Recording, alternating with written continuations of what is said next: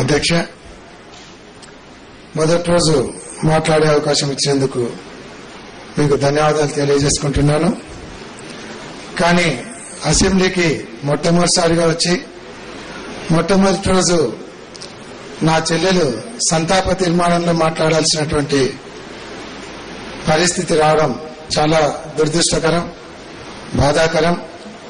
ఏ అన్న కూడా ఇటువంటి పరిస్థితి రాకూడదని కోరుకుంటున్నాను. అధ్యక్ష, శోభమ్మ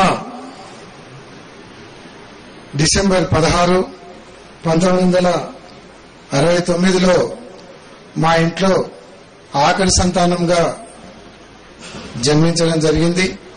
చిన్నప్పటి నుంచి కూడా మా ఇంట్లో ఉన్నప్పుడు ఆఖరి సంతానమైనా కూడా చాలా పెద్దరికంగా ఇంట్లో అన్ని విషయాలలో చురుగ్గా ఉంటా వచ్చేది. మా నాన్నగారు రాజకీయంలో ఉన్నప్పుడు కూడా రాజకీయంగా మా నాన్నగారితో పాటు ఎప్పుడు ఆమె తిరుగుతూ వచ్చేది. 86లో భూమా నాయిరెడ్డి గారిని పెళ్లి చేసుకున్న తర్వాత కూడా వాళ్ళ ఇంట్లో కూడా రాజకీయంగా చురుగ్గా ఉంటా వచ్చేది.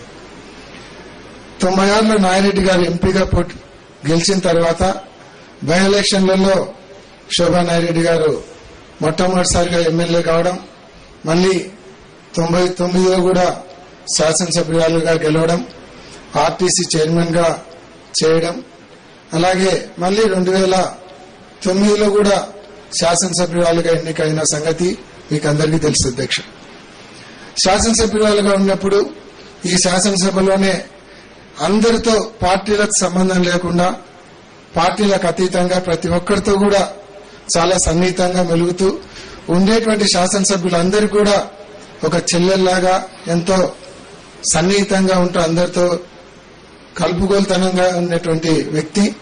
అలాగే శాసనసభలు కూడా ఎప్పుడు మాట్లాడినా కూడా విలువలకు తగ్గకుండా శాసనసభ గౌరవానికి ఎటువంటి భంగం కలగకుండా శాసనసభలో కూడా చాలా హుందాగా వ్యవహరించినటువంటి శోభా నాయిరెడ్డి గారు ఈరోజు ఈ శాసనసభలో ఉండాల్సినటువంటి శోభా నాయిరెడ్డి గారు లేకపోవడం అనేది నిజంగా చాలా బాధాకరమైనటువంటి విషయం. అధ్యక్ష, కానీ భారతదేశ రాజకీయ చరిత్రలో ఒక కొత్త అధ్యాయానికి తెరదీసినటువంటి వ్యక్తి శోభా నాయిరెడ్డి గారు.